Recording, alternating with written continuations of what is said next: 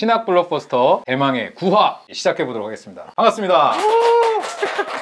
우리 이번 주는 7장인데요. 하나님의 인격성이란 무엇인가? 우리 지난주에 우리 기독교의 하나님은 우리랑 함께 하시는 분이다. 또 인도하시는 분이다. 이런 부분에 대해서 좀 정리를 해주셨어요. 이번 장에서 그걸 받아가지고 하나님이 우리와 함께 하시고 또 인도하신다면 그러면 왜 우리 기도를 안 들어주시는가? 이런 우리 일상에서 늘 많이 고민하는 그 질문을 초반에 탁 던지고 들어가시더라고요. 좀 그래서 갑자기 딱 몰입이 됐었어요. 그리고 이번 장 읽어보신 분들은 알겠지만 한편의 거의 설교문입니다. 저는 약간 두통약 CF처럼 계속 그동안은 막 이렇게 막 이렇게 보다가 여기서 갑자기 갑자기 아브라함 얘기 나오고 그 내용이 너무 은혜로워서 맞아요. 되게 좋았던 장이었어요. 이제 이 부분도 이제 또 홍쌤께서 한번 초반에 좀 정리를 해주시면 좋겠네요. 말씀하신 대로 기도에 대해서 다루면서 시작을 하죠. 왜냐하면 그렇죠. 하나님의 인격성을 다루려면 이제 기도가 하나님과 인간 사이의 어떤 인격적인 만남과 대화이기 때문에 이 얘기를 빼놓을 수 없는 거죠. 그래서 기도에 대한 대답들을 이제 해나가는 거예요. 첫 번째 질문이 이거예요. 하나님은 모든 기도를 들어주시는가? 늘 하는 고민 아닙니까? 네네네. 하나님은 섭리에 합당한 기도만 들어주신다. 그런 기도만 들어주신다라고 하면 자연스럽게 뒤따라온 질문들을 또 이 책에서 이제 김용호 선생님이 바로바로 이제 질문을 던져주세요. 뭐 예를 들면 하나님이 섭리에 따라서 그렇게 강제로 이끈다고 하면 그걸 어떻게 하나님 인격적이라고 할 수 있는가? 그리고 또 하나님 뜻대로 어차피 그렇게 마음대로 인도할 거면 굳이 우리가 기도를 왜 해야 되는가? 기도할 때마다 어려웠던 질문들, 또 난해한 질문인데 이 부분을 이제 쭉 본격적으로 다뤄주시네요. 하나님의 섭리에 의한 강제가 인격적이라고 할 수 있는가 하는 건 이제 이런 예를 들죠. 이제 큰 길로 달려가는 아이를 이제 어른이 가로막으면 왜 난 큰 길로 가고 싶은데 왜 막아? 비인격적이야. 애가 이렇게 생각할 수 있지만 사실 그 아이를 이제 보호하기 위한 거잖아요. 그 하나님의 섭리가 하나님의 선한 목적과 의도에서 나온다면 그건 오히려 하나님의 인격성을 보여주는 거다. 비인격적임을 보여주는 것이 아니라. 근데 어쨌든 본인의 의도대로 모든 것들이 세팅이 되고 그렇게 다 이끌어 가실 거면 굳이 우리가 기도할 필요가 별로 없는 거잖아요. 거기에 대한 대답도 이런 거죠. 이제 기도하는 가운데 기도하는 자가 변해간다. 기도하는 자 자신에게 유익하기 때문에 기도해야 한다. 이제 이런 거죠. 물론 이제 저희가 얘기하는 것처럼 이렇게 건조하게 얘기하진 않아요. 네, 너무 건조해서 또 졸 뻔했어요.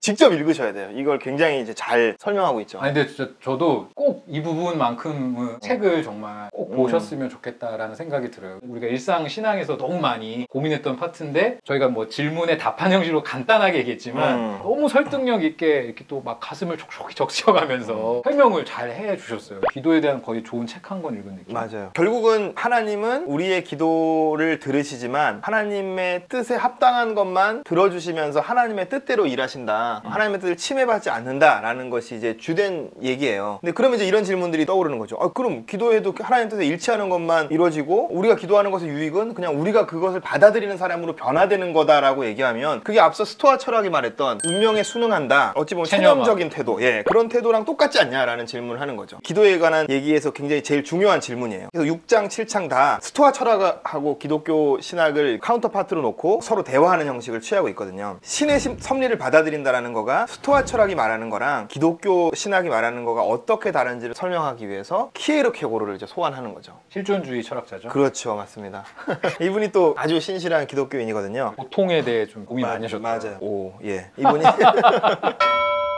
실존의 3단계설이라는 이제 키에르케고르의 철학 중에 굉장히 유명한 부분인데 그 부분이 스토아 철학이 말하는 구원과 기독교 신학이 말하는 구원의 차이점을 아주 잘 보여주는 부분이라는 거예요. 김영규 선생님 생각에는. 한 단계씩 한번 살펴볼까요? 첫 번째는 심미적 단계. 이것도 좋고 저것도 좋다. 인생을 즐기자. 원초적이고 감각적인 쾌락을 추구하는 단계. 딱 저거든요.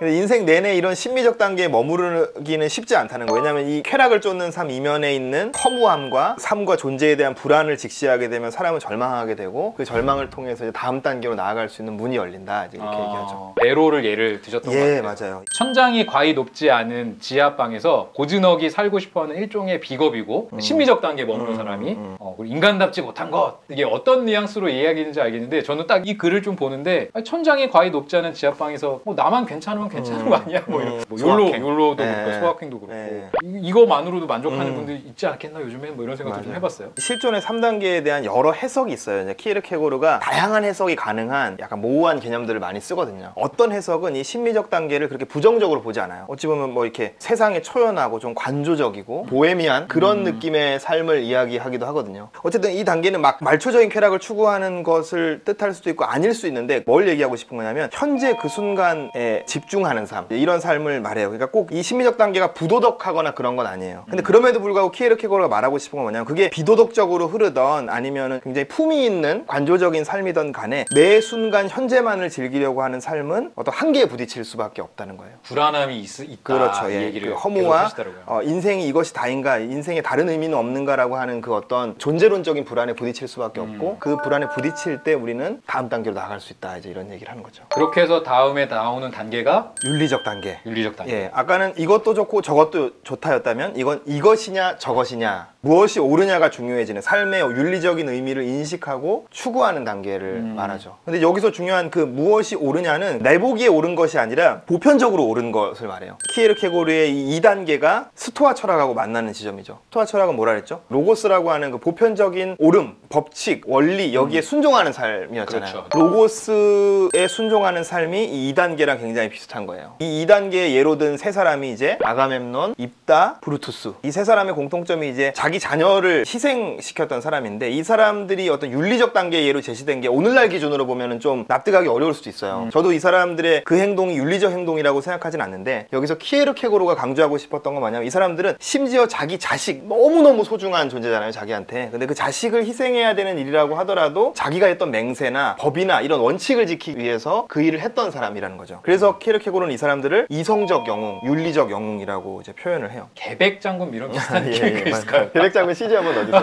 이놈을 왜 웃혀라!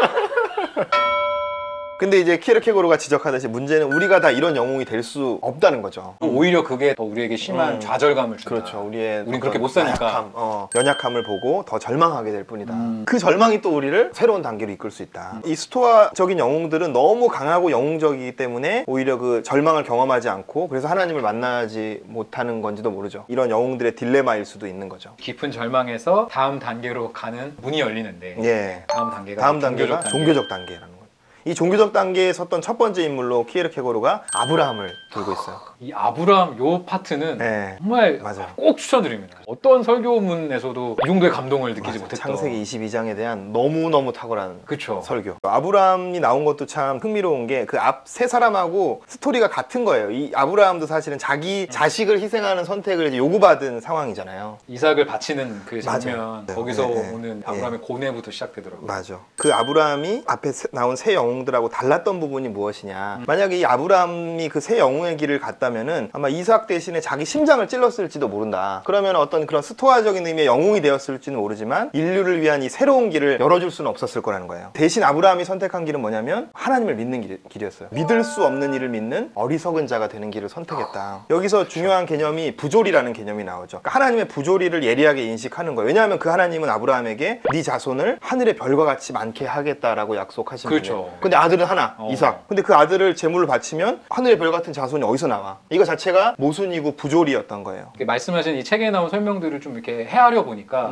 그 부조리에 처한 상황이 아브라함이 막 와 아무 생각 못했겠다라는 근데 그 속에서도 아브라함은 부조리를 해결할 수 있는 길을 하나님이 내실 거라는 믿음이 있었다는 거예요. 하나님이 그 길을 어떻게 낼까? 막 추측하고 계산하는 방식이 아니라 일체의 이성과 계산을 다 버리고 체념하고 철저하게 무력한 가운데 하나님을 신앙하는 길을 선택했다는 거죠. 윤리적인 어떤 영웅들보다 한 단계 더 나아간 하나님께 의지하는 삶으로까지 나아가는 예. 단계라고 얘기하시는 거죠. 맞아요. 아브라함이 하나 이해가 맞아요. 됐어요. 너무 멋있었어요.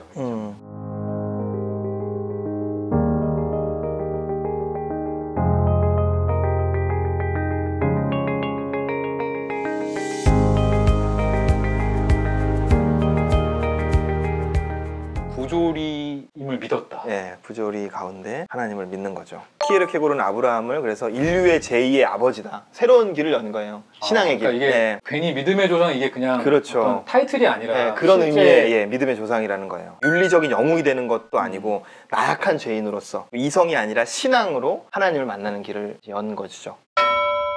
7장을 한번 정리해볼까요? 7장은 기도에 대한 이야기로 시작했어요. 근데 하나님은 우리의 기도를 들으시지만 자기 섭리대로 뜻대로 인간과 세계를 이끌어 가신다는 거예요. 하나님은 이 부분에서 타협하지도 않으시고 침해받지도 않으신다. 하나님의 절대적 주권, 하나님의 절대적 독립성, 이제 이런 부분을 강조하죠. 그렇기 때문에 하나님이 인격적이라는 말이 우리가 우리 뜻을 이루기 위해서 하나님을 막 졸라서 어떻게 이용해 먹을 수 있는 그런 분이라는 뜻이 절대 아니라는 거예요. 근데 그럼 기도를 굳이 왜 해야 되냐? 오히려 우리는 기도를 통해서 하나님을 더 깊이 알아가게 되고 하나님의 섭리를 깨닫고 그것을 받아들이는 존재로 변화되어 가는 것이다.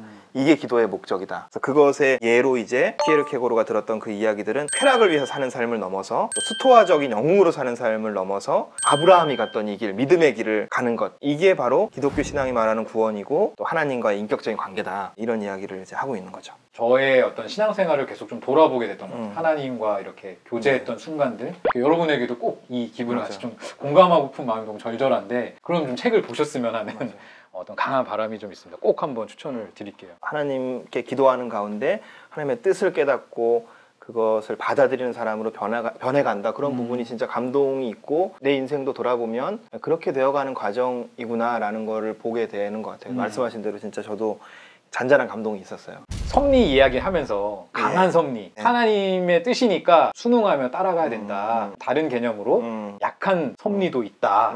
이 대목이 좀 저는 좀 주목했던 부분이었는데 이 부분도 좀 한번 정리해 주시면 좋을 것 같아요. 하나님의 섭리의 범위와 방법 이제 이런 것에 관한 얘기일 텐데 그러니까 강한 섭리라는 것은 하나님의 절대적인 주권을 강조하는 거예요. 그러니까 우리의 뭐 선택까지도 모두 하나님의 섭리 안에 있어서 하나님의 섭리가 철저하게 세상을 이끌어간다. 이렇게 보면 발생시키는 문제는 인간의 자유의지가 그럼 어디에 있는가? 그렇죠. 네, 인간은 로봇인가? 이런 문제점이 발생하죠. 반대쪽엔 약한 섭리가 있는데 이것은 하나님의 섭리 가운데 세상이 있는 건 맞지만 인간이 이제 자유의지로 선택하는 것에 따라서 다른 결과가 나오기도 하고 하나님은 그걸 가지고 또 어떤 일을 하시고 이렇게 한다는 거예요. 이것의 문제점은 이제 하나님의 전적인 주권이 제한되는 것처럼 이제 보이기도 하는 거죠. 저자의 답변을 얘기하자면 어쨌든 교회사 속에서 주요 신학자들은 강한 섭리를 지지했다는 거예요. 그러면 이제 강한 섭리의 문제, 자유의지는 그럼 어떻게 되는 거냐라는 부분은 하나님의 섭리와 인간의 자유의지가 양립할 수 있다는 거예요. 강한 섭리론 안에서도. 그걸 우리가 이제 앞에 에보티우스 딜레마, 프랑크 프루스트 스타일 이런 것들 이제 얘기해가면서 다뤘던 부분이 이제 기억하실 거예요. 양립주의 얘기해가면서. 이제 이거는 이렇게 간단하게 정리하기에는 좀 아쉬운 아주 흥미로운 주제라고 생각해요. 이제 기독교 역사 속에서는 이제 칼빈주의와 알미니안주의라고 하는 두 흐름이 굉장히 오랫동안 이 논쟁을 하고 있고 지금까지도 계속되고 있는 이제 논쟁의 주제거든요. 그래서 이거는 다음 책에서